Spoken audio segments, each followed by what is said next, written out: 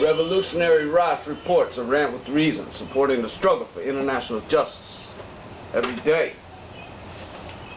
So I got this article out of Wall Street Journal. It says how digital medicine will soon save your life. Remember, they got the pills now. They're the robotic pills. It's RFID, radio frequency identification. It's going to track your ass everywhere you go. And plus, it's going to monitor your blood pressure, your lungs. It might even have a tendency to zap you every now and then. So anyway, this guy's saying, you know, it's going to be tailored to each person as a unique individual suffering a unique illness according to his or her genetic makeup.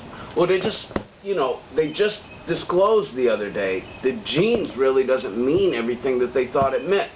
So how come all of a sudden when they said, well, we need to focus on DNA because the genetics we found out aren't really what they would consider hereditary. It's not really something that you're going to pass on necessarily to your children in that sort of way. But how come they're still using this as the emphasis, right, to develop this medicine? Because they don't have anything else to say. See, they've been working on this for decades and putting this together, you know, this presentation.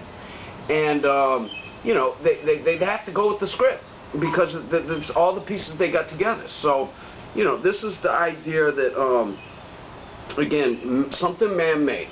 From the beginning, man has always tried to make his own gods and worship them. It's something man-made is going to make and enhance your life and make your life better. Well, look at Dick Cheney.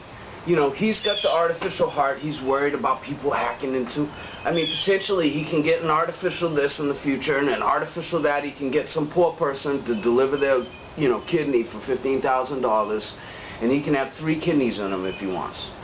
But is it going to enhance the quality of his life?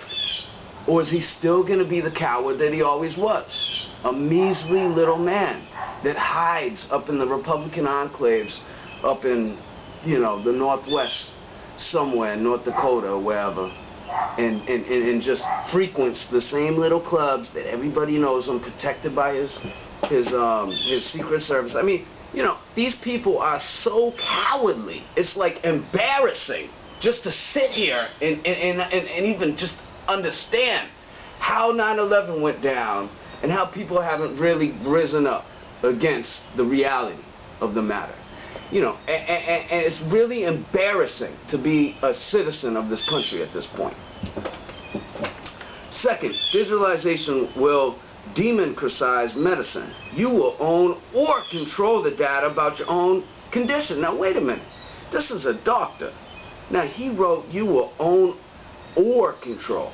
He didn't say you will own and control. He wrote you will own or control the data about your own medical condition. You have to think about this for a minute. They're already forcing, mandating people to buy into this Obamacare, this affordable health care, which is unaffordable. For myself, having a master's degree, you know, let me tell you something. I would refuse to pay taxes for a government that would force people to buy into something which is unaffordable.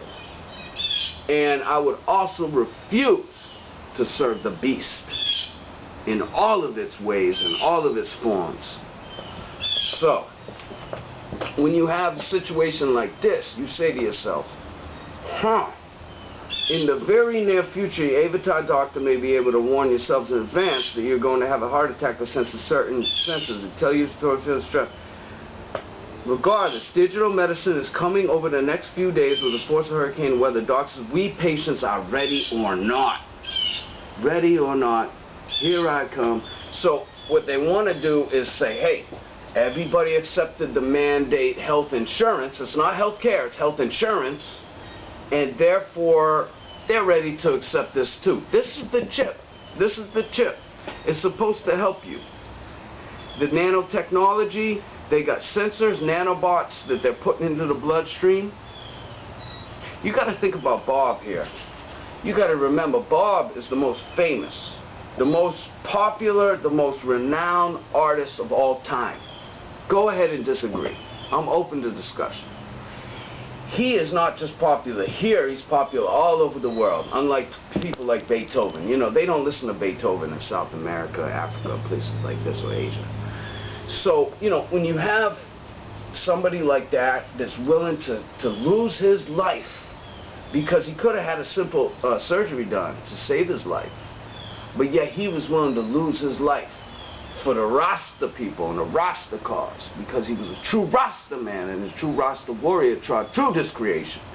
You have to think about this, and you have to think to yourself, do I want to live to be a thousand-year-old coward, or would I rather die young